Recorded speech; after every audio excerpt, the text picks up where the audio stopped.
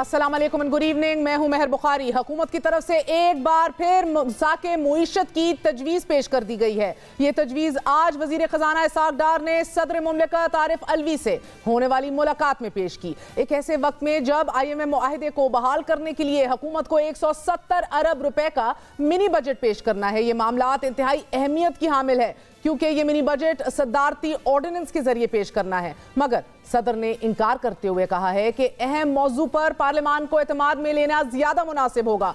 पार्लियामान का सेशन फौरी तौर पर बुलाया जाए ताकि बिल को बिला ताखीर कानून बना दिया जाए। मुलाकात के बाद सदर आरिफ अलवी ने इमरान खान से राब्ता किया और मुल्की सूरत हाल पर गुफ्तगू भी की।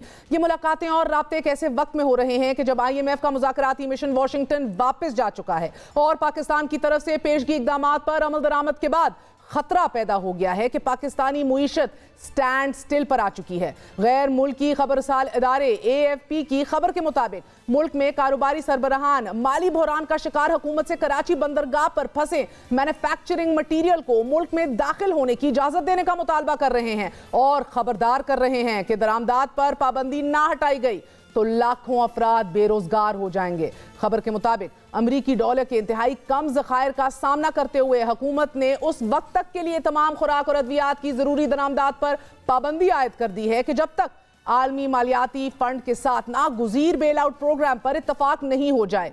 एक अंदाजे के मुताबिक गुज़िश्ता 10 माह के दौरान 30% टेक्सटाइल मिलें काम मुकम्मल तौर पर बंद कर चुकी हैं, जबकि 40% फैक्ट्रियां 40% से भी कम सलाहियत पर काम कर रही हैं। इसी तरह फार्मा इंडस्ट्री में भी 40 अद्वियात बनाने वाली कंपनियां बंद होने के करीब हैं। सबसे तशवीशनाक अमर यह है कि सिर्फ पेशावर जैसे शहर में 600 से जायद कारखाने बंद हो चुके हैं और इसकी वजह कराची बंदरगाह पर खड़े हजारों कंटेनर हैं जिनमें खाम माल और खाने पीने की अशिया मौजूद हैं, मगर पाकिस्तान LCs के इजरा में ताखीर कर रहा है क्योंकि डॉलर कम है। कराची बंदरगाह पर इस वक्त सिर्फ दालों के 5000 कंटेनर, पत्ती के 450, टेक्सटाइल इंडस्ट्री के 8500, जबकि अद्वियात के हजारों कंटेनर्स में पड़े खाम माल की कीमत $60 मिलियन से जायद बताई जा रही है। इन फंसे कंटेनर्स में अफवाज पाकिस्तान के दरामदी आलात के कंटेनर्स भी शामिल हैं जो लेटर ऑफ क्रेडिट ना होने के बायस रिलीज नहीं किए गए। लेटर ऑफ क्रेडिट उस वक्त तक जारी नहीं होंगे कि जब तक पाकिस्तान और IMF के दरमियान मामला तय नहीं पा जाते। आज वर्चुअल बातचीत का दूसरा दौर जारी रहा। पाकिस्तान ने IMF के सामने MEFP दस्तावेज रख तो दिया है, लेकिन नाजरीन मुज़ाकरात के दौरानिये के हवाले से बकौल सेक्रेटरी खजाना हामिद याकूब शेख कुछ भी नहीं कहा जा सकता कि ये कब तक मुकम्मल हो जाएंगे। हालांकि पाकिस्तान IMF को अपनी संजीदगी का एतबार दिलाने के लिए मुतअद्दिद पेशगी इक़दामात कर चुका है, जैसा कि गैस और बिजली की कीमत में इजाफा, सब्सिडी का खात्मा, 170 अरब रुपए के मिनी बजट को जल्द अज जल्द ऑर्डिनेंस की सूरत मंजूर करवाना, टैक्स रेट में इजाफा और सरकारी मुलाजिमीन के सासाजात पब्लिक करना, मगर अभी तक IMF की शराइत का खात्मा नहीं हुआ। और अब पेशगी इक़दामात के हवाले से एक मजीद शर्त सामने आ गई है। एक आज ही एक्सप्रेस ट्रिब्यून में छपने वाली शहबाज राना की खबर के मुताबिक IMF चाहता है कि अफरात ज़र को काबू में रखने और इक़्तिसादी पॉलिसियों के इस्तेहकाम के लिए ज़रूरी है कि शरह सूद में इजाफा किया जाए। खबर के मुताबिक स्टाफ लेवल मुज़ाकरात के दौरान IMF स्टेट बैंक पर पॉलिसी रेट में बड़े इजाफे पर जोर देता रहा, मगर दोनों के दरमियान कोई रेट तय नहीं हो सका कि जिस पर अभी बात होना बाकी है, क्योंकि स्टेट बैंक समझता है कि अगर शरह सूद को बढ़ाया जाता है तो पहले से मंफी कौमी पैदावार और तलब पर कुछ ज्यादा असर नहीं पड़ेगा। इस वक्त GDP 2% से कम है, ज़र मुबादला ज़खायर खात्मे की जानिब गामजन है और तरसीलात ज़र 31 महीने की कम तरीन सतह पर पहुंच चुके हैं। और ऐसे वक्त में कि जब मुल्की मुआशी मुश्किलात का सामना कर रहा है, नाजरीन आलमी रेटिंग एजेंसी फिच ने भी पाकिस्तान की क्रेडिट रेटिंग में कमी करते हुए मंफी कर दिया है। इसे फिच ने पाकिस्तान की रेटिंग CCC+ से माइनस कर दी है और इस कमी का मतलब यह है कि पाकिस्तान इस काबिल नहीं रहा कि वो कर्ज की बरवक्त अदायगी कर सके। ऐसे में IMF प्रोग्राम की बहाली में ताखीर पाकिस्तान के लिए किस हद तक मुश्किल पैदा कर सकती है। बात करते हैं नामवर सहाफ़ी शहबाज राना से। राना साहब, बहुत बहुत शुक्रिया साथ देने का। फरमाई दीजिएगा कि वर्चुअल टॉक्स कंटिन्यू कर रही हैं, कब तक कोई अच्छी खबर की उम्मीद रखी जा सकती है? देखिए, जो फॉर्मल जो एक राउंड था टॉक्स का वो तो ख़त्म हो चुका है। वो तो 31 जनवरी से 9 फरवरी के दरमियान था और हमारी होप थी कि हम staff level agreement by Friday कर लेंगे, थर्सडे, लेकिन वो नहीं हो सका। IMF की टीम वापस चली गई। तो उसके बाद वर्चुअल का, तो जैसे उन्होंने खुद अपनी प्रेस स्टेटमेंट में कहा था कि वर्चुअल टॉक्स तो होती रहेंगी, तो उसका सिलसिला शुरू ऑलरेडी हो चुका है और ये अब हुकूमत पाकिस्तान पे डिपेंड करता है कि कितनी जल्दी तमाम जो प्रायर एक्शंस हैं जो पाकिस्तान ने एग्री कर लिए हैं विद द IMF और कुछ एक दो भी एग्री होना बाकी हैं, उसके ऊपर भी बात हो रही है। तो वो जब प्रायर एक्शंस हो जाएंगे, कुछ टारगेट सेट हो जाएंगे, तो उसके बाद फिर स्टाफ लेवल एग्रीमेंट जो है वो अनाउंस हो जाएगा। होपफुली इनको इसी हफ्ते कर लेना चाहिए, जो इसाक डार साहब ने फरमाया था कि बहुत जल्द हो जाएगा। अगर बहुत भी जल्द करते हैं तो मेरा ख्याल इनको बुध जुमेरात तक कोई ना कोई एग्रीमेंट अनाउंस कर देना चाहिए। अदरवाइज़ फिर थोड़ा सा और भी टाइम लग सकता है, लेकिन इट ऑल डिपेंड्स कि कितनी जल्दी पाकिस्तान रोल आउट करता है ये तमाम चीज़ें जो हमने एग्री की हुई हैं। और ये चीज़ें सिर्फ फिस्कल साइड के ऊपर नहीं है, एनर्जी का भी आपने देख लिया, कुछ टैक्सेशन के मरीज भी आ जाएंगे, फिर मॉनेटरी साइड के ऊपर भी कुछ चीज़ें हैं, उसके ऊपर भी बैक एंड फोर्थ इनकी बात हो रही है। तो it all depends on the government of Pakistan, क्योंकि अब जो बात है वो सिर्फ वादों तक महदूद नहीं रहेगी। पहले माजी में वादे होते रहे, IMF इनकी बात के ऊपर वापस चला गया, या एग्रीमेंट साइन कर लिया, पैसे भी रिलीज़ कर दिए। अब वो स्टेज गुजर चुकी है, अब वो स्टेज आ चुकी है कि आपको काम करके दिखाना, काम करके दिखाएंगे तो स्टाफ लेवल एग्रीमेंट हो जाएगा। जितनी जल्दी करेंगे उतनी जल्दी हो जाएगा, नहीं करेंगे पॉलिटिकल कंसेंसस में डिले होगा तो उतना ही स्टाफ लेवल एग्रीमेंट। शहबाज साहब, बड़ी कैश 22 पोजीशन है, आपको अपने फॉरेन रिजर्व्स भी बढ़ाने हैं, 2.9 अरब डॉलर की ये कम तरीन सतह पर पड़े हुए हैं, साथ आपको अपनी एक्सटर्नल फाइनेंसिंग नीड्स को सिक्योर करना है। ये मामला किस तरह होगा? देखिए, IMF का जो एक मेजर उनका मेन मोटो है वो बड़ा सिंपल है। वो कह रहे हैं कि पाकिस्तान की डोमेस्टिक इकोनॉमी के भी प्रॉब्लम्स हैं और एक्सटर्नल सेक्टर के भी प्रॉब्लम्स हैं, तो वो दोनों को साइमल्टेनियसली एड्रेस करेगा। ऐसा नहीं हो सकता कि वो डोमेस्टिक के ऊपर फोकस कर दे और एक्सटर्नल को छोड़ दे, क्योंकि अगर स्टाफ लेवल एग्रीमेंट हो गया और उसके बाद भी पाकिस्तान की जो एक्सटर्नल रिक्वायरमेंट्स हैं वो पूरी नहीं होती और पाकिस्तान दिवालिया हो जाता है, तो मोर देन पाकिस्तान IMF की अपनी जो उसकी एक स्टांस होता है और उसकी पोजीशन होती है वो कंप्रोमाइज़ हो जाती है। तो सिर्फ 1.1 अरब डॉलर या इवन के 3-3.5 अरब डॉलर जो बाकी भी टोटल पड़ा हुआ है पाकिस्तान का, वो अगर मिल भी जाए तो पाकिस्तान दिवालिया होने से नहीं बच सकता, क्योंकि हमारी ये 5 माह की जो ऑलमोस्ट पेमेंट्स हैं वो 7 अरब डॉलर के करीब एस्टिमेट हो रही हैं। तो IMF एक एज अ कंप्लीट सोल्यूशन वो चाह रहा है, जिसमें उसकी जो अपनी कंट्रीब्यूशन है वो देगा और उसके साथ फिर जो दोस्त ममालिक से हम पहले ही उनसे वादे ले चुके हैं वो उसके ऊपर वो स्ट्रेस करेगा। अगर वो नहीं होगा तो प्रोग्राम फुली फंडेड नहीं होगा। प्रोग्राम फुली फंडेड नहीं होगा तो बावजूद स्टाफ लेवल एग्रीमेंट के पाकिस्तान की दिवालिया होने के चांसेस होंगे। तो ये वो सर्कमस्टांसेस। और डोमेस्टिकली भी अगर आप देखें तो फिस्कल जो है वो पावर से लीड कर रहा है, क्योंकि पावर सेक्टर में जो सब्सिडीज़ थी, जो सर्कुलर डेटा उन्होंने ख़त्म करना था, नहीं कर सके। गैस सेक्टर के ऊपर इन्होंने बहुत बड़ा एक शॉक दिया IMF को। पहले इन्होंने बताया हुआ था पिछले रिव्यू टॉक्स में जी कोई 700 से 720 अरब रुपए का स्टॉक है सर्कुलर डेट का सिर्फ गैस सेक्टर में। अभी इन्होंने IMF को बताया कि सिर्फ जून 2022 तक वो 1642 अरब रुपया हो चुका है। तो वहाँ पे भी फिर एक प्रायर एक्शन आ जाता है। फिर इसी तरह जो टैक्सेशन का आपको पता है, टैक्सेशन का जितना ये बता रहे हैं 170 अरब की जो कलेक्शन है वो भी 170 से थोड़ा सा ज़्यादा ही ये जो लगाने जा रहे हैं। लेकिन अगर मैं इसाक डार साहब की भी बात ले लूँ 170 अरब रुपए की, तो 170 अरब 4 माह की कलेक्शन है। एक्चुअल जो इम्पैक्ट आएगा इन रेवेन्यू मेजर्स का जो एनुलाइज होता है वो तकरीबन 500 से 550 अरब रुपया है। तो वहाँ पे भी उनको वो सारा जो गैप है उसको ब्रिज करना है। इसी तरीके से चूँकि आपकी इन्फ्लेशन ऊपर जा रही है तो इन्फ्लेशन के इशू को भी एड्रेस करने के लिए आपको मॉनेटरी टाइटनिंग करनी पड़ेगी। तो IMF इस जो पाकिस्तान से बात कर रहा है वो तमाम जावियों से और तमाम जो कॉर्नर्स हैं उसको वो कवर करना चाह रहा है। वो किसी एक भी कॉर्नर को इस स्टेज के ऊपर ओपन नहीं छोड़ना चाह रहा। शहबाज, ये तो बड़ी हरक्यूलियन टास्क दिख रही है, तमाम तरफ से आप कह रहे हैं कि एड्रेस किया जा रहा है IMF की तरफ से, मगर इन द प्रोसेस क्योंकि रिजर्व्स बढ़ाना और एक्सटर्नल फाइनेंसिंग को भी यकीनी बनाना अपनी, ये हमारे जो दोस्त ममालिक है सऊदी अरब, कतर, UAE, इनके जो प्लेजेस हैं, ये वादे हैं, ये कब मटीरियलाइज होंगे? देखिए, जब तक स्टाफ लेवल एग्रीमेंट नहीं होता पाकिस्तान को जो है वो कोई भी किसी किस्म की बड़ी गैर मुल्की कर्जे की उम्मीद नहीं रखनी चाहिए। तो स्टाफ लेवल एग्रीमेंट जो होगी वो बिगनिंग होगी।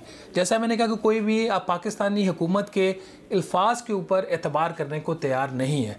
तो स्टाफ लेवल एग्रीमेंट कर लें तो इनकी बाकी चीज़ें भी हो जाएंगी। आप देखिए UAE का भी देखें या बाकियों का भी, इस विज़िट में जो एक चीज़ अनयूजुअल हुई है और एक बहुत बड़ा एक क्रेडिबिलिटी लॉस है हुकूमत पाकिस्तान का कि IMF की टीम ने जो गैर मुल्की एम्बेसडर्स हैं उनसे डायरेक्ट बात की है। मतलब उनको अब हमारे अल्फाज के ऊपर बिल्कुल इतबार नहीं रहा। पहले ये होता था कि जब मामला तय हो जाता था और आपको किसी दोस्त मुल्क से कोई कर्जा चाहिए होता था, उस मुल्क का जो डायरेक्टर वहाँ पे बैठा होता डायरेक्टली या इनडायरेक्टली बोर्ड के ऊपर IMF था, वहाँ पे एश्योरेंस देता था। इस दफ़ा वो पाकिस्तान आए तो मेरे ज़राए के मुताबिक कुछ एक दो एम्बेसडर से उनकी मुलाकातें भी हुई हैं। तो अगर ये बात है कि मुलाकातें डायरेक्ट अब एम्बेसडर से होना शुरू हो गई हैं, ये हमारी क्रेडिबिलिटी की हालत है, तो फिर आप अंदाज़ा लगा लें कि ये सफ़र जो है, चाहे वो 2 दिन का, 4 दिन का, 6 दिन का, 10 दिन का है स्टाफ लेवल एग्रीमेंट का, वो इतना आसान नहीं होगा। हमें एक एक करके तमाम चीज़ों पे डिलीवरी देनी पड़ेगी। डिलीवरी होगी तो बाकी काम आगे चलेगा। हाँ, अगर इन्होंने जैसे अब इन्होंने बिजली की कीमतों में इजाफा करने की मंजूरी दे दी है, अब ये तो पहला स्टेप हो गया, अभी उसका नेपरा से नोटिफिकेशन बाकी है, वो हो जाता है, गैस की कीमतों का हो जाता है और आपका मिनी बजट हो जाता है, तो ये एक मैसेज चला जाएगा IMF को भी और दुनिया को भी, इस दफ़ा हुकूमत पाकिस्तान जो है वो काम करने में संजीदा है। तो जब एक संजीदा मैसेज आएगा तो वो भी आगे से की बात ये है कि ये सिर्फ आपके एम्बेसडर्स से पहली दफ़ा बराह रास्त मुलाकात के साथ साथ वजीर आजम से श्योरिटी मांग रहे हैं, यानी कि वाकई ट्रस्ट डेफिसिट इतना ज़्यादा है, लेकिन इतनी इन्फ्लेशनरी प्रेशर्स के साथ आपके रिग्रेसिव टैक्सेशन बढ़ा देना, GST को 17 से 18% कर देना, ये तो बिल्कुल अवाम की पसली टूट जाएगी इससे। तो गो के समझते हैं हम बात कि IMF जो है वो एक परमानेंट रेवेन्यू सोर्सेस चाह रहा है, stop gap arrangements, flood levee जैसी चीजों को बिल्कुल रद्द कर दिया उन्होंने, मगर ये इसका जो रद्द अमल और इसका आफ्टर शॉक्स के क्या किसी भी हवाले से नहीं समझने को तैयार था IMF कमीशन, और अभी भी समझने को तैयार नहीं है कि अब इसका क्या इम्पैक्ट होगा अवाम पे। देखिए मेहर बुखारी साहब, अभी भी हम कंधे तलाश कर रहे हैं कि अपना जो गुनाहों का बोझ किसके कंधों पे डालें। यही हुकूमत है जिसने प्रपोज किया था कि हम इंपोर्ट्स के ऊपर फ्लड लेवी लगाएंगे। तो क्या जो इंपोर्ट्स के ऊपर टैक्सेशन होती है वो प्रोग्रेसिव होती है या रिग्रेसिव होती है? वो भी इक्वली रिग्रेसिव होती है। यही हुकूमत है जो आपके कैश विड्रॉल्स के ऊपर फिर दोबारा टैक्स लगाना चाह रही है। तो क्या ये प्रोग्रेसिव टैक्सेशन है या रिग्रेसिव टैक्सेशन है? यही हुकूमत है जो कैश डिपॉजिट्स के ऊपर, मतलब नौबत यहाँ तक आ चुकी है कि कैश डिपॉजिट्स के ऊपर टैक्स का एक प्लान लेके चले गए थे IMF के पास। तो क्या ये रिग्रेसिव टैक्सेशन है या ये प्रोग्रेसिव टैक्सेशन है? IMF ये बात करने पे क्यों मजबूर हुआ कि आप 17% जो GST है इसको 18% करें? उसकी बुनियादी वजह यह है कि जब आपको इकोनॉमिक पॉलिसी भी बनाना नहीं आती, जब आपको टैक्सेशन पॉलिसी भी बनाना नहीं आती, और मेरे जैसा ले मैन वो पकड़ लेता है कि इसमें ये कुछ चीज़ें आइन की वायलेशन में ये कर गए हैं, जैसे रियल एस्टेट सेक्टर के ऊपर उन्होंने डीम्ड इनकम टैक्स लगा दिया। रियल एस्टेट सेक्टर के ऊपर टैक्स लगना चाहिए, मैं उसकी हक में हूँ, लेकिन आपका आइन इजाज़त नहीं देता। वो सूबाई मामला आप कैसे वफाकी हुकूमत उसके ऊपर टैक्स लगाती है? इसी तरीके से सुपर टैक्स जो है, बजाय उसको फ्यूचर आपकी जो प्रॉस्पेक्टिव इनकम होती है उसके ऊपर आप लगाए, आपने उसके जो पहले जो कंपनीज़ की बैलेंस शीट्स क्लोज हो चुकी है उसके ऊपर उठा के आपने सुपर टैक्स लगा दिया। वो सिंध हाई कोर्ट से स्ट्राइक डाउन हो गया, उसके अगेंस्ट फिर ये कोर्ट में चले गए। अब IMF ये कह रहा है कि हमारा ये कंसर्न नहीं है कि आप क्या करते हो, हमारा एक सिंपल कंसर्न ये है कि आपका एक बजट का इतना खसारा आ गया जो कि आपने हमसे एग्री किया था उससे हटकर था। इसी तरीके से आपको बाकी जगहों पे आपको गैप आ रहा है तो आपने फिल करना है। हमारा जून में प्रोग्राम खत्म हो रहा है, हमें ये चीज़ें आप करके दीजिए, एक चीज़। दूसरा, जब ये जो इम्पोर्ट्स के ऊपर फ्लड लेवी वाला प्रपोजल है, ओरिजिनली ये एडिशनल कस्टम ड्यूटी का ही प्रपोजल था 1 से 3%। जनाब, जब ये प्रपोजल वजारत ख़जाना में जाता है तो वहाँ पे इनको कहा जाता है जी FBR को कि नहीं, इसमें से तो पैसा सूबों को चला जाएगा, हम सूबों को पैसा नहीं देंगे, हम ये पैसा वफाक में रखना चाहते हैं, तो हम एडिशनल कस्टम ड्यूटी नहीं लगाएंगे, हम जो है इसको फ्लड लेवी लगा देंगे इंपोर्ट्स के ऊपर। अब नीयतें हमारी ख़राब हैं, इल्ज़ाम हम IMF को देते हैं। IMF का पॉइंट ऑफ व्यू बड़ा सिंपल था कि आपके जो इंटरनेशनल कमिटमेंट्स हैं जिसके तहत आपने WTO को या आपका जो एक पहला GATT वाला एग्रीमेंट था, general agreement on trade and tariff, उसके तहत आपकी जो कमिटमेंट्स हैं, क्या उन कमिटमेंट्स में ये इंपोर्ट्स के ऊपर अदर देन ड्यूटीज़ को टैक्स लगा सकते हैं या लेवी लगा सकते हैं? तो हम नहीं लगा सकते। IMF की तैयारी इस दफ़ा इतनी ज़बरदस्त थी, एक इनकी मीटिंग हुई इसी इशू के ऊपर, इंपोर्ट के ऊपर टैक्स लगाने की, लेवी की, तो उस मीटिंग में WTO के भी लोग थे, इनके अपने लीगल लोग थे, IMF के वजारत तजारत के लोग भी थे, वजारत ख़जाना के भी थे और FBR के भी थे। तो इस दफ़ा हुकूमत पाकिस्तान को उन्होंने किसी भी जगह से निकलने का रास्ता इसलिए नहीं छोड़ा कि वो खुद भी इस दफ़ा अच्छी तरह तैयार होकर आए हुए थे। उनको पता था कि हमने माजी में उनके साथ क्या किया है। हमारे आज भी वही मसला जैसे मैं बारहा कह रहा हूँ, it is easy to blame IMF। हम अपने घर को नहीं देख रहे। हमारी हालत ये थी कि एक ही मीटिंग के अंदर एक ही इशू के ऊपर वजारत ख़जाना से 2 किस्म की ओपिनियन जा रही थी IMF को। तो मेरा ख्याल IMF ने इस दफ़ा जो इनके साथ किया है होगा तो अवाम के साथ ही, एटलीस्ट पॉलिसी लेवल तक या जो इनकी टॉक्स हुई हैं उनके तो ये तो ओवरलैपिंग ऑफ पावर, ओवरलैपिंग आपकी फैसला साजी के अंदर हमारी अपनी क्या तैयारी थी? अगर IMF हर तरीके से तैयार होकर आया था, हमारी क्या तैयारी थी? और अब आप देख रहे हैं कि गैस की कीमतें बढ़ा दी हैं, बेस टैरिफ 4 रुपए फी यूनिट बढ़ेगा। ये मामलात जो हैं ये तो मजीद आपके 550 अरब की मजीद टैक्सेशन जो है ये तो हमारे लिए अब नागुज़ीर ही हो गई है। मगर इन द प्रोसेस क्या आम आदमी ये सवाल नहीं पूछ सकता कि हमारे इंटरेस्ट का तहफ़्फ़ुज़ करना किस हद तक यकीनी बनाया इस टीम ने?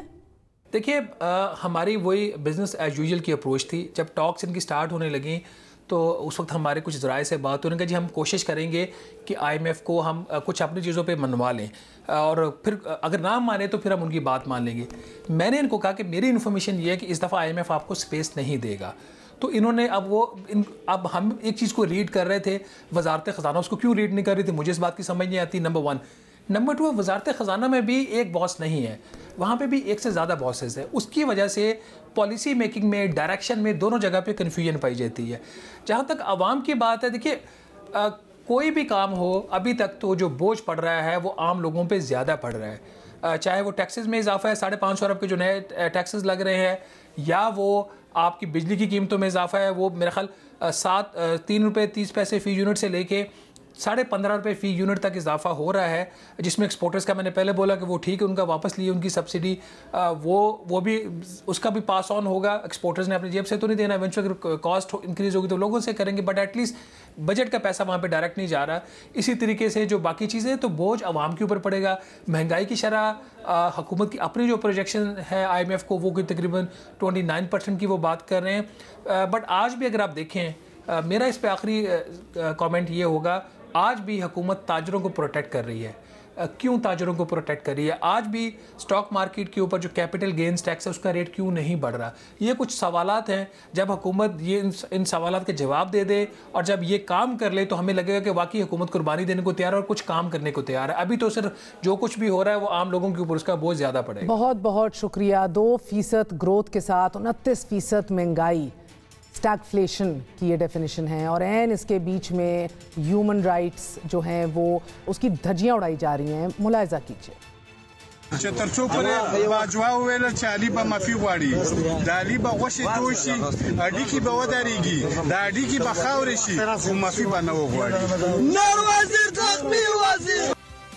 पश्तून तहफ़्फ़ुज़ मूवमेंट के रुकन कौमी असम्बली अली वज़ीर थे ये, जिनको 2 साल और करीबन 2 माह बाद रिहा कर दिया गया है। अली वज़ीर को बगावत और इश्तियाल अंगेज तकारीर पर 16 दिसंबर 2020 को गवर्नर हाउस पेशावर के सामने से गिरफ्तार कर लिया गया था। अली वज़ीर सानेह APS के मुतासरीन की बरसी के मौके पर धरने में शरीक थे। गिरफ्तारी के बाद अली वज़ीर को सेंट्रल जेल कराची मुंतकिल कर दिया गया। नाज़रीन, अली वज़ीर के खिलाफ दहशतगर्दी, इश्तियाल अंगेजी और ऐसी तकारीर और इदारों के खिलाफ नफरत अंगेजी फैलाने की पादाश में 4 मुकदमात इनके खिलाफ दर्ज किए गए। एक केस में उन्हें सुप्रीम कोर्ट ने, दूसरे केस में सिंध हाई कोर्ट ने, तीसरे केस में ट्रायल कोर्ट ने और चौथे केस में इंसदादे दहशतगर्दी की अदालत ने जमानत दी। अली वज़ीर की आखिरी जमानत 14 सितंबर को हुई।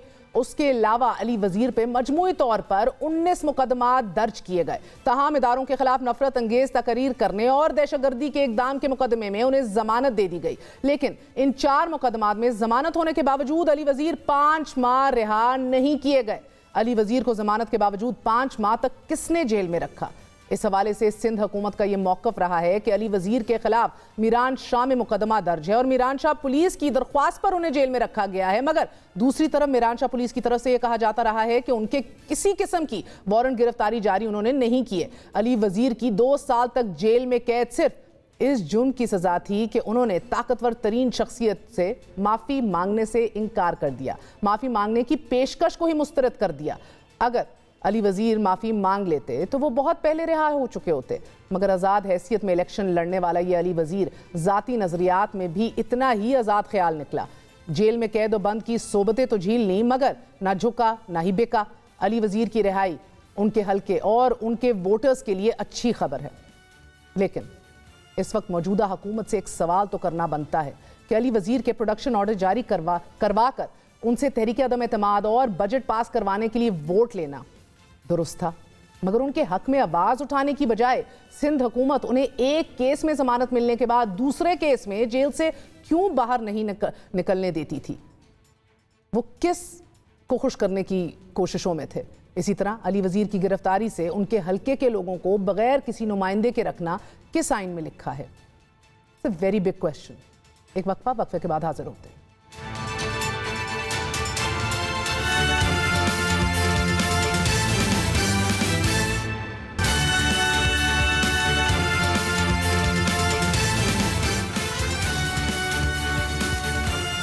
ट्राइकोटमी ऑफ पावर का तीसरा फरीक अदलिया तंकीद की जद में है और पूरी शदोमत से है। गुज़िश्ता रोज ऐवान बाला में चीफ जस्टिस के पार्लियामेंट से मुतल्लिक रिमार्क्स पर शदीद तंकीद की गई और आज मुस्लिम लीग नून की नौ मुंतखब चीफ ऑर्गेनाइजर ने अदलिया को आड़े हाथों लिया। उनका कहना था कि इमरान खान को इक़्तिदार में आने के लिए बेसाखियां चाहिए। अब एस्टैब्लिशमेंट ने इमरान खान के सर से हाथ खींच लिया, अदलिया के घोड़े पर सवार होकर वापस इक़्तिदार में आने की कोशिशें कर रहे हैं।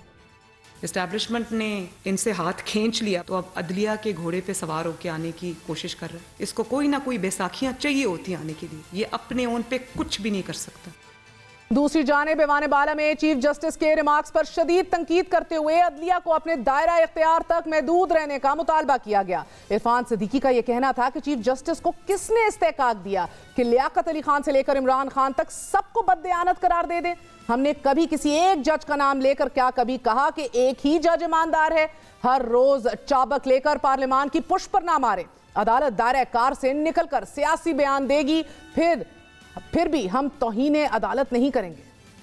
ये रिमार्क्स क्या हैं कि हमारी तारीख में सिर्फ एक वजीर आजम दयानतदार था। अगर इस तरह के रिमार्क्स हम जजों के बारे में दें और कहें कि हमारी पूरी तारीख में एक ही चीफ जस्टिस दयानतदार था, क्या वो काबिल कबूल होगा? ये कैसे कह दिया है उन्होंने कि पार्लियामेंट मुतनाज़े हो गई है? क्यों मुतनाज़े हो गई है? खुदा के लिए आए रोज चाबुक लेकर इस पार्लियामेंट के पुष्ट पे न मारे। The Attorney General has dared to clarify the proceedings that have taken place in the House. He is not a member of this House. He cannot control the proceedings of this House. He cannot talk on behalf of this House and he cannot issue a clarification on behalf of this House. जब judiciary की तरफ से parliament के ऊपर attack होता है, जब parliament की पीठ के ऊपर कोड़े मारे जाते हैं जुडिशरी के अंदर, तो उस वक्त भी अटॉर्नी जनरल को कोर्ट में खड़े होकर और पार्लियामेंट को डिफेंड करना चाहिए।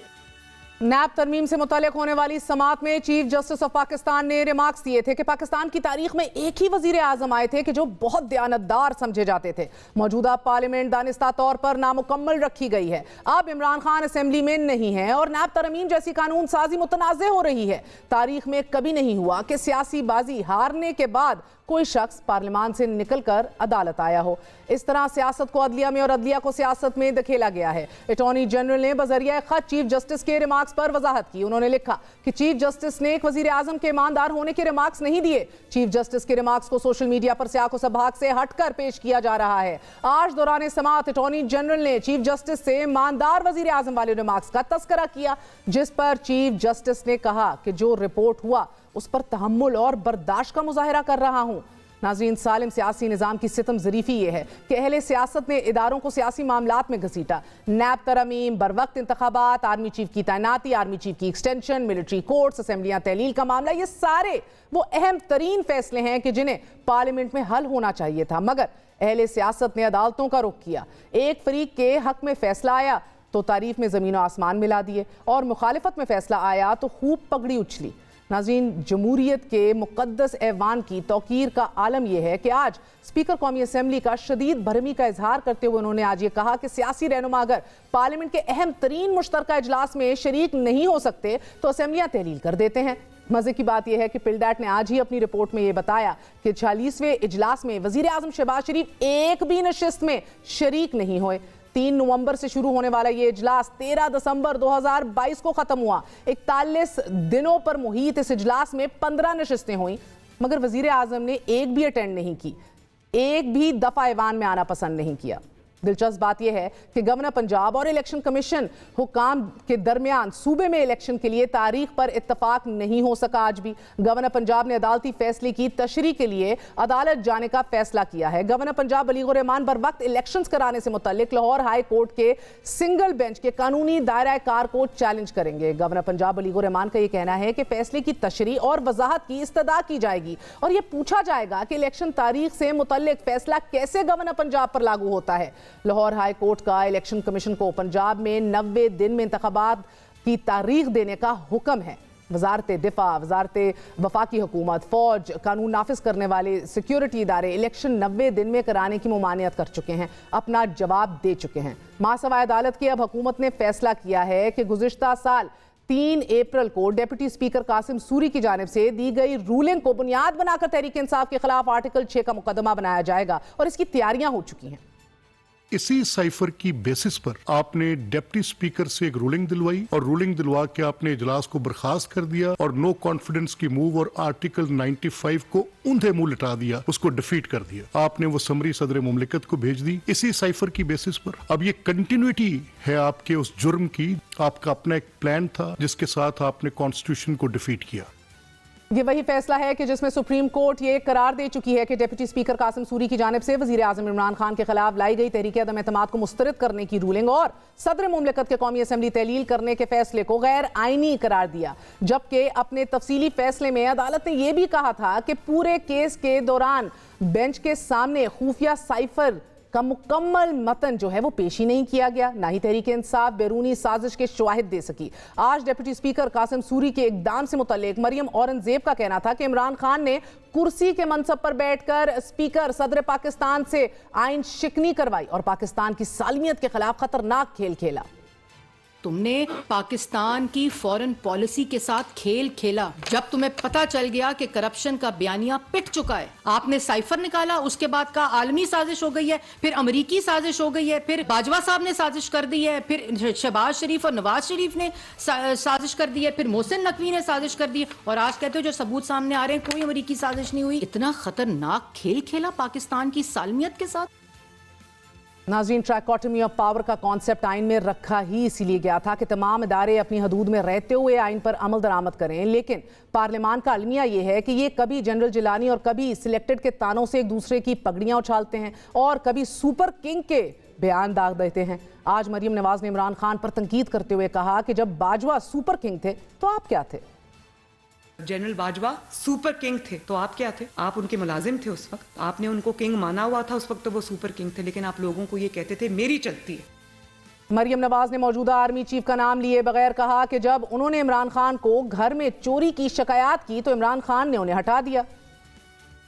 वो जो आपकी वाइफ जो करप्शन के दास्ताने रकम कर रही थी तो उसमें आपको पूरी आज़ादी हासिल थी। उसमें आपको जब किसी ने जाके कहा कि आपके घर में चोरी चकारी और वारदात हो रही है तो आपने उसकी बात सुनने की बजाय उसी इंसान को आपने निकाल दिया।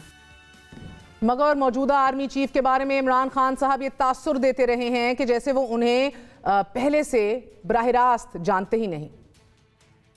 देखिए, अभी तक तो मैं वैसे आपको सच बताऊं कि कोई मुझे चेंज नहीं नज़र आया, लेकिन नया आर्मी चीफ आया है, इसको टाइम देना चाहिए।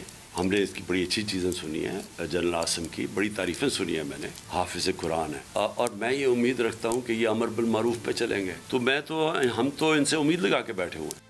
एक वक्फे के बाद हाजिर होते हैं।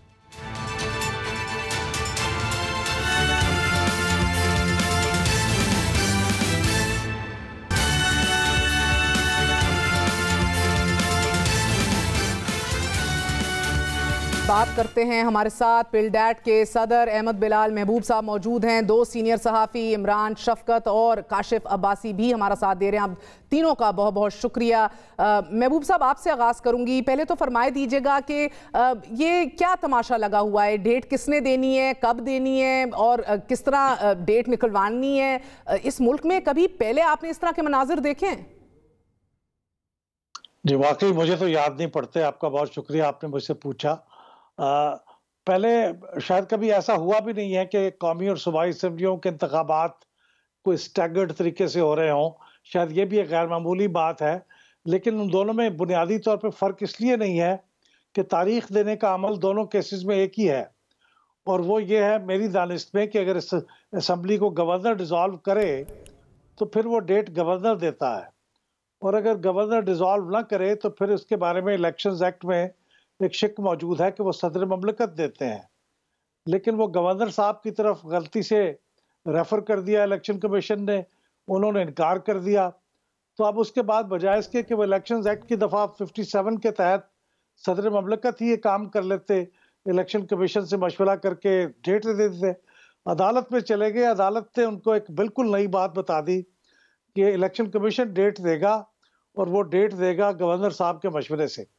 तो ये एक बिल्कुल नई बात है, उसको गवर्नर साहब ने तस्लीम नहीं किया।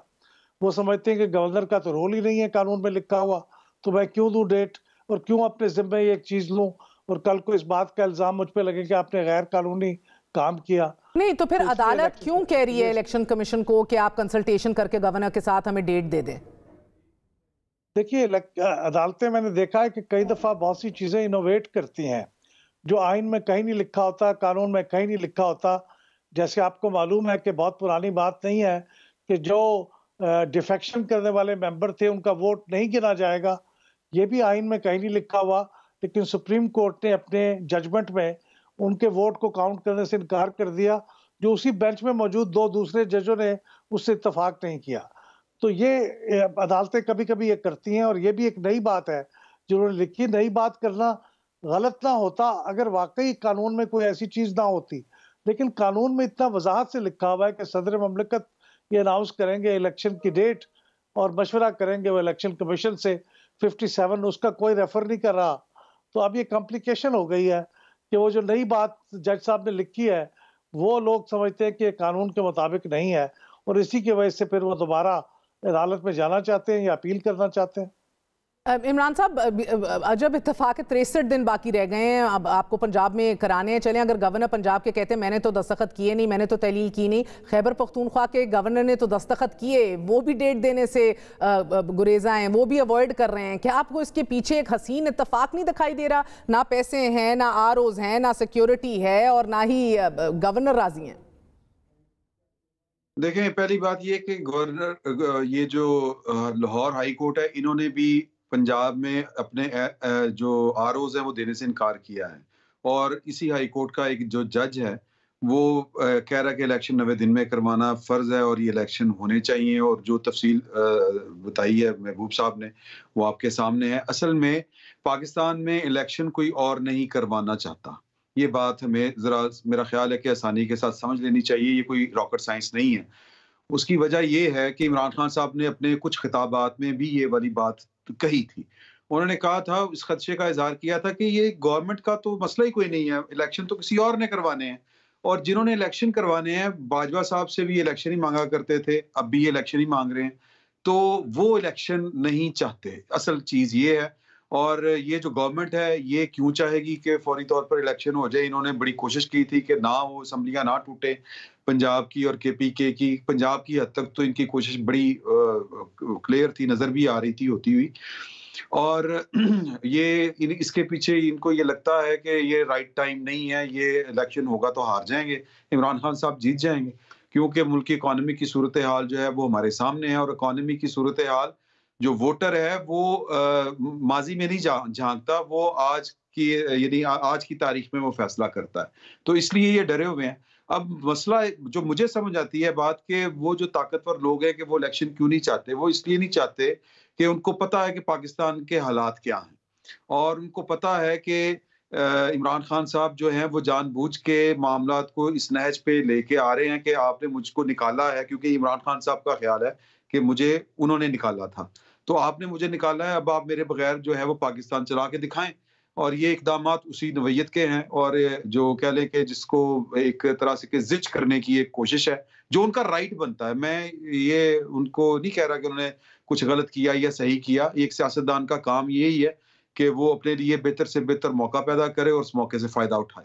ठीक, तो मगर देखिए ना, इस सब ऐन के बीच में काशिफ, इमरान कह रहे हैं कि कोई है जो नहीं कराना चाहता, ये हुकूमत भी बहरहाल नहीं चाहती, इनको तो सूट करता है कि कोई चाहे कि ना हो, मगर इसके ऐन बीच मुझे बताइए इलेक्शन कमीशन क्या करे? उसको तो बताया जा रहा है ना आरओज है, ना पैसे हैं, ना सिक्योरिटी है, कुछ भी नहीं है, और बल्कि चीफ सेक्रेटरी और आईजी की जो लास्ट ब्रीफिंग थी उसको भी उन्होंने हतमी करार देते हुए मान लिया है, ये नहीं कहा कि अपडेट लेते हैं इसके ऊपर, हतमी है आज जो अपना अलामिया जारी किया।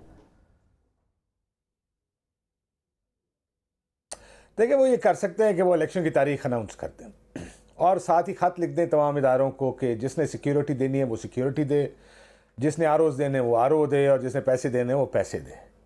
उसके बाद सारा उन इदारों पर चला जाएगा, कोई रिटन जवाब देंगे या रिफ्यूज़ करेंगे।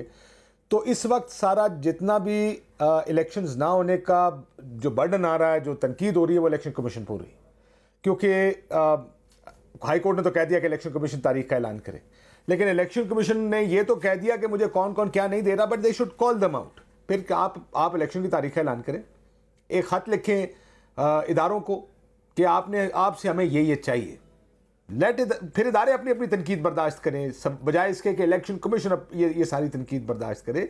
बड़ा सिंपल है, देखें, जिसका जो काम है वो अपना काम पूरा कर दे और फिर ये उम्मीद करे कि बाकी सारे अपना अपना काम पूरा करेंगे। इलेक्शन कमीशन ये ज़रूर कहता है कि जी 1.5 लाख पुलिस है पंजाब में, 4.5 लाख सिक्योरिटी चाहिए एहलकार इलेक्शंस करवाने के लिए, हम कहाँ से लेकर आए? जिन्होंने देने हैं फिर आप उनको खत लिखें और कहें कि जी हमने तो इलेक्शन का ऐलान आइन के मुताबिक कर दिया है, उसकी तारीख का ऐलान कर दिया है। इस पर भी कन्फ्यूजन है, वो कहते हैं इलेक्शन की तारीख का ऐलान हम नहीं कर सकते, लेकिन हाईकोर्ट कहता है आपने करना, फिर कर दें ऐलान। कहें जी अगर आप कहते तो फिर हम ही कर देते हैं, अगर किसी को एतराज़ होगा तो वो सुप्रीम कोर्ट चला जाएगा।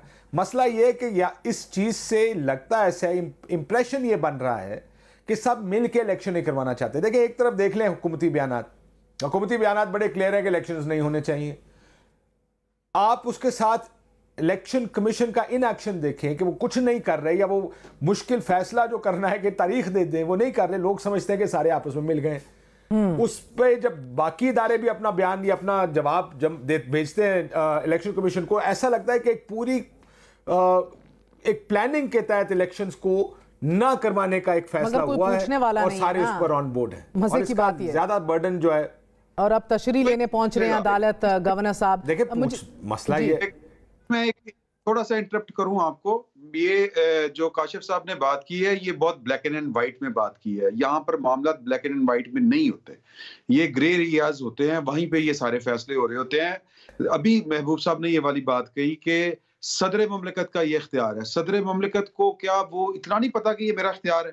57 जो इन्होंने शिक बताई है आर्टिकल की, आइन के आर्टिकल की, एक पूरे का पूरा ऐवान सदर है, सेक्रेटेरिएट है, उसमें उनके लीगल एडवाइजर है। अगर चले उनके अपने सदारती महल के जो लीगल एडवाइजर है ऐवान सदर के या जो सेक्रेटेरिएट है उसके, वो उनको ठीक राय नहीं दे रहे, तो इमरान खान साहब के या उनकी पीटीआई की पार्टी के तो वकला बड़े नामी गिरामी वकला हैं। कोई एक नाम ले लें, मतलब बाबर अवान साहब बड़े वो जीनियस हैं। नहीं वो तो नहीं बता ये इसी नुक्ते के ऊपर काशिफ आपको लग रहा है कि सदर मुमलिकत दोनों अतराफ से खेल रहे हैं? देखिए, ये तो मैं नहीं जानता कि वो दोनों तरफ खेल रहे हैं, मुझे नहीं लगता कि वो दोनों तरफ खेल रहे हैं, क्योंकि अभी तक जिस तरह उन्होंने अपने आप को मैनेज किया या हैंडल किया, वो बेहतर तरीके से हैंडल कर दिया है, कंट्रोवर्शियल नहीं हुए। लेकिन मैं इमरान से एग्री करता हूँ इस बात से कि देखिए, अगर इलेक्शन एक्ट है, क्योंकि पीटीआई का व्यू ये है कि इलेक्शन एक्ट के ऊपर आइन है। आइन का आर्टिकल 105 कहता है कि गवर्नर ने देना है। गवर्नर कहता है मैंने तो नहीं देना क्योंकि मैंने असेंबली तहलील नहीं की। इलेक्शन कमीशन कहता है मैंने नहीं देना, दे दें एक तारीख। प्रेसिडेंट कहे कि जी इलेक्शन फलाने अप्रैल को होंगे जी, फिर देखें क्या होता है। फिर कोई ना कोई जवाब तो उसका आएगा, कोई सुप्रीम कोर्ट जाएगा, कोई हाई कोर्ट जाएगा। आई थिंक जो पीटीआई अवॉइड करना चाह रही है वो ये कि गवर्नर कुछ कर दे, वो मामला फिर अदालत में जाके लटक जाए। तो अभी चूंकि हाई कोर्ट का फैसला है, हाई कोर्ट के फैसले पे ही कंटेम्प्ट में चले जाएं, हाई कोर्ट से इलेक्शंस करवा लें या उससे डायरेक्शन दिलवा दें इलेक्शन कमीशन को या गवर्नर को भी की तारीख दें। लेकिन जो पिंग पोंग की सूरत हाल बनाई है इलेक्शन कमीशन ने और गवर्नर ने, ये बड़ी अनफॉर्चुनेट है, ये बड़ी बदकिस्मती है, अनप्रोफेशनल भी है। जिम्मेदारी जो आईनी है, देखिए कुछ चीजों के कंफ्यूजन। काशिफ, ये एस्टैब्लिशमेंट ने हाथ खींच लिया तो अदलिया के घोड़े पे सवार होकर आना चाह रहे हैं। What do you make of this? Mariam साहिबा के इस बयान।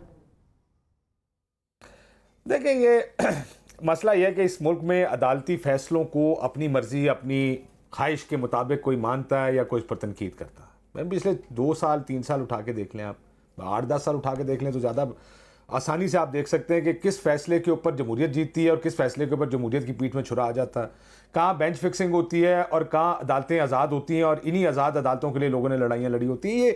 ये सियासतदानों का भी ये एक बड़ा मसला हमारी पॉलिटिकल सिस्टम का बन गया। वो चाहते हैं हर कोई, ये सब पॉलिटिशियंस की, कि वो कहते हैं फैसला हमारी मर्जी का होना चाहिए, हमारी मंशा के मुताबिक होना चाहिए। ठीक, अदालत के सामने जब आप केस रखेंगे फिर तो अदालत ने फैसला करना, वो 4 जज हैं, 5 जज हैं, 3 हैं, उन्होंने फैसला करना है कि उसका फैसला उन्होंने क्या देना है।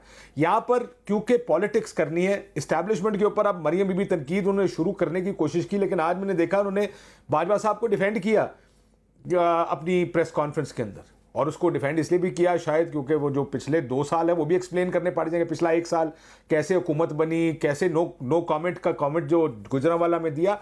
सो ये इदारे, मेरा ख्याल है इदारे भी अपने आप को ओवर एक्सपोज करते हैं, लेकिन हमारे सियासतदान अदलिया के ऊपर बोझ भी बहुत डाल देते हैं। यानी जो मामला आसान पॉलिटिशियंस को आइन के मुताबिक खुद फिक्स कर लेने चाहिए। आप देखिए, एक छोटी सी मिसाल देता हूं आपको। पीपल्स पार्टी ने पैगाम भेजा है गवर्नमेंट को कि हम कोई गैर आइनी काम, आइन के साथ छेड़छाड़ बर्दाश्त नहीं करेंगे, इलेक्शन अनाउंस करें। ये बात कल ये पैगाम भेजा गया उनकी तरफ से। पीपल्स पार्टी वाहिद पार्टी है इस वक्त पीडीएम गवर्नमेंट की जो ओपनली आके कह रही है कि इलेक्शंस होने चाहिए, अपने वक्त पे होने चाहिए, आइन के मुताबिक होने चाहिए, लेकिन अभी तक उन्होंने पोजीशन नहीं ली है, सिर्फ अपनी बयानबाजी की हद तक अपनी पोजीशन दी है।